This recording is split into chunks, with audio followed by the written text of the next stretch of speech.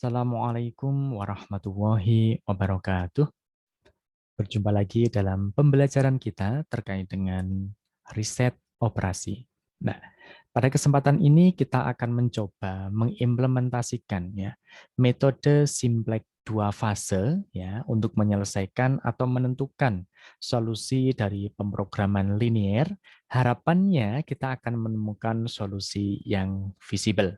Nah, pada kesempatan ini pastinya kita hanya akan menyelesaikan contoh saja ya, atau menerapkan metode simplex dua fase. Contohnya sebagai berikut. Misal diberikan suatu masalah pemrograman linear, ya fungsinya adalah minimum F sama dengan 2x1 ditambah 3x2, ditambah 2x3 dikurangi x4 ditambah x5, dengan kendalanya hanya 2 saja, gitu ya. Artinya kendalanya ada 3x1 dikurangi 3x2 ditambah 4x3 ditambah 2x4 dikurangi x5 sama dengan 0. Nah, kemudian kendala 2, x1 tambah x2 tambah x3 ditambah 3x4 ditambah x5 sama dengan 2. Variabel non negatifnya x1 hingga x5 lebih besar sama dengan 0. Nah, bagaimana cara menyelesaikannya gitu ya. Nah, sebelum kita akan melakukan suatu implementasi dari suatu metode simplex ya, apakah kita menggunakan simplex yang biasa, apakah simplex Big M, apakah kita akan menggunakan metode dua fase gitu ya. Kita lihat aja ya. Pada kendala, apakah pada kendala ini memunculkan atau ada tanda yang sama dengan atau ada tanda lebih besar sama dengan. Ternyata di sini ada tanda sama dengan, dua-duanya sama dengan. Ya. Nah, ketika dua-duanya sama dengan, pastinya kita akan menerapkan metode simplex langsung tidak bisa. Sehingga kita akan menggunakan metode ya simplex dua fase. Nah, karena apa? Ada tanda sama dengannya. Atau mungkin ada tanda lebih besar sama dengan. Nah, kita nanti akan menggunakan simplex dua fase. Simplex dua fase itu sebenarnya adalah simplex pertama, terus simplex lagi, kayak gitu sebenarnya. Nah, solusinya seperti apa? Langkah pertama ya, kita harus cek apakah vektor ruas kanan, artinya BI ini ya, pada kendala semuanya sudah lebih besar sama dengan 0. Ternyata iya, kendala pertama kan sama dengan 0, oke. Kemudian kendala kedua kan sama dengan 2, tidak ada masalah, sudah. Maka langsung menuju ke langkah kedua. Langkah kedua ini kita akan mengubah SPL menjadi bentuk kanonik ya dengan menambahkan variabel artifisial dan mendefinisikan suatu parameter W.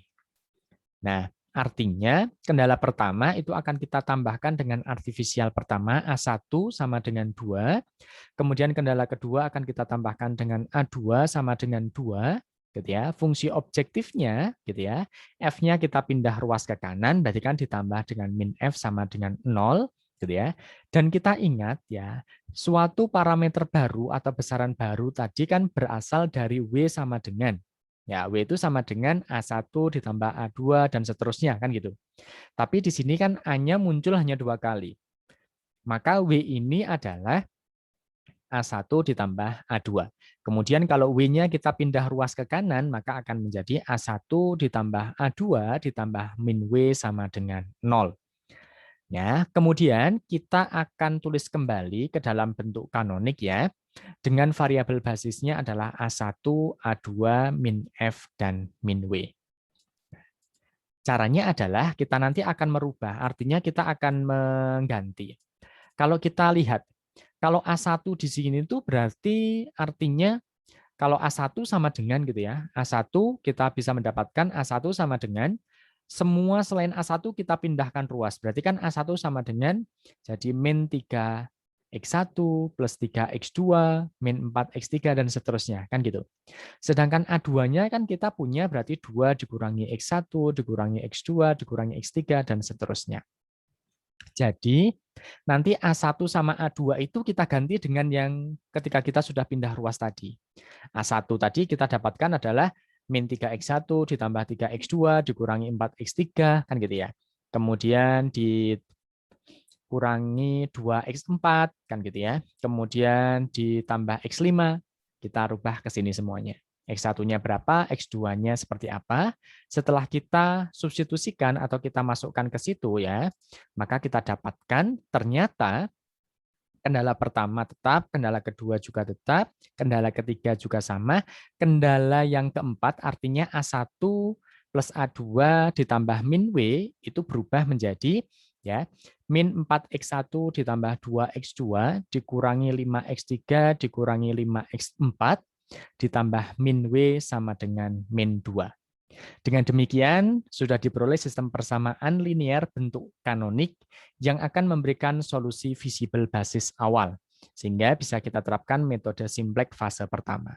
Nah, mudah kan sebenarnya cara menentukannya. Artinya, kita kendala pertama kita tetapkan aja, kendala kedua juga, kendala ketiga ini berdasarkan dari fungsi objektifnya. Kemudian untuk A1, A2, dan seterusnya, ini kita dapatkan dari penjumlahan artifisialnya. Kan gitu. Setelah kita implementasikan ke dalam tabel, kita akan dapat ya, A1, A2, min F sama min W. Kan gitu ya. X1, X2, X3, X4, X5, A1, A2, ini variabel artifisial, min F B1, gitu ya. Nah, di sini kita akan bisa ngecek ya. Karena tadi kan ada dua, min F sama min W ya, maka kita ngeceknya dari min W dulu. Ya, besaran yang kita definisikan. Berarti min W ini akan kita cek nilai yang paling negatif mana, min 5.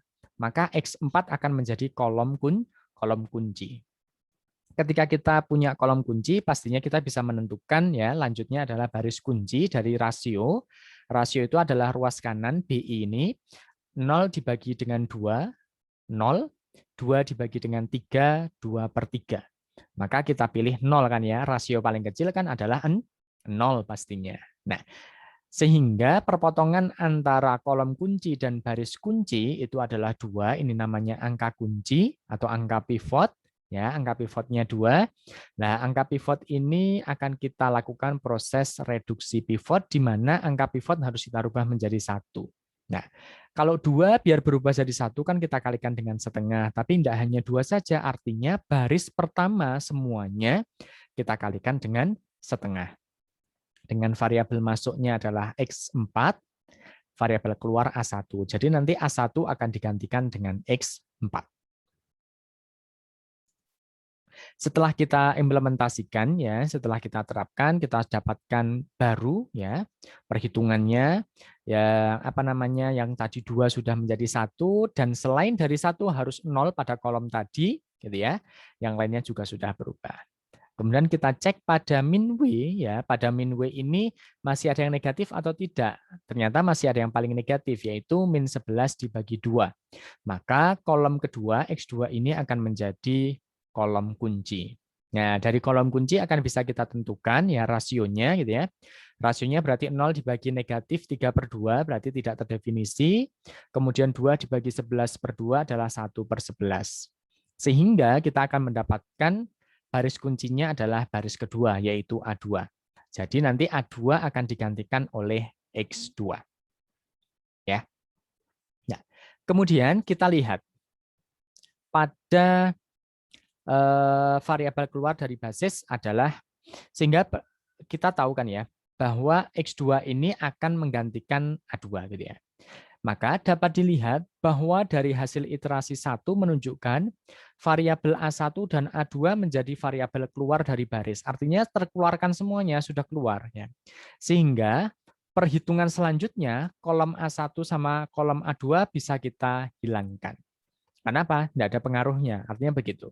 Sehingga setelah kita dapat menghilangkan, karena A1 sama A2 kan keluar dengan sempurna ya, artinya bisa keluar semuanya.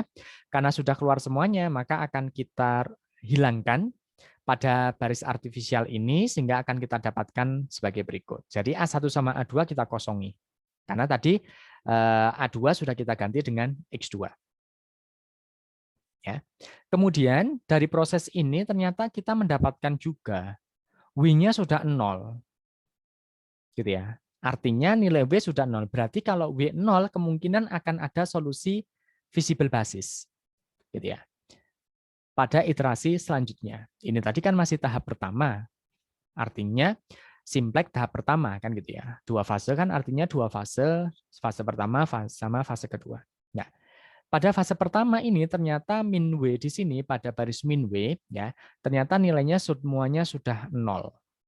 Karena sudah 0 ya, maka di sini kemungkinan akan ada solusi visible basisnya. Sehingga kita akan menuju ke iterasi ketiga, di mana pada iterasi ketiga itu nanti baris min W ini akan langsung dihilangkan saja, jadi tinggal sebagai berikut. Jadi tinggal X4, X2, sama min F. Gitu ya. Nah, pada min F ini akan kita cek nilainya yang negatif yang mana gitu ya. Ternyata yang paling negatif ternyata terletak pada min 4/22 ya. Pada X5 akan menjadi kolom kunci gitu ya. Dan pada kolom kunci ini gitu ya, kemudian akan kita temukan baris kunci melalui rasio gitu ya. 6/11 dibagi 2/11 adalah 6/2.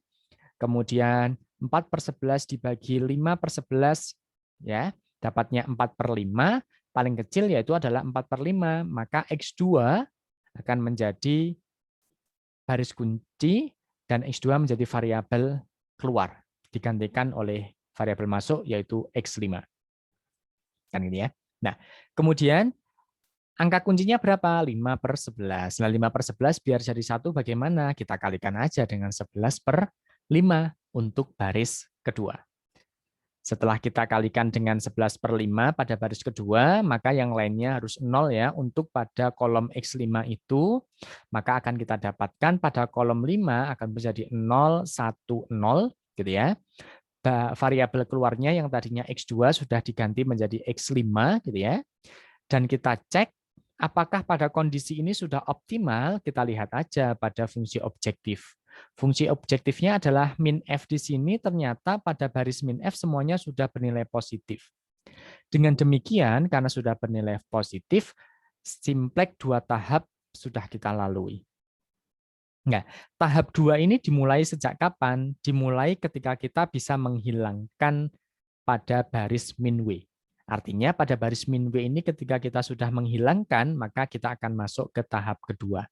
Tahap kedua cara perhitungannya seperti simplex biasanya. Sehingga akan didapatkan X1, X2 sama X3-nya 0, X4-nya 2/5, X5-nya 4/5, min F-nya adalah min 2/5, atau fungsi objektifnya kita mendapatkan nilai 2/5.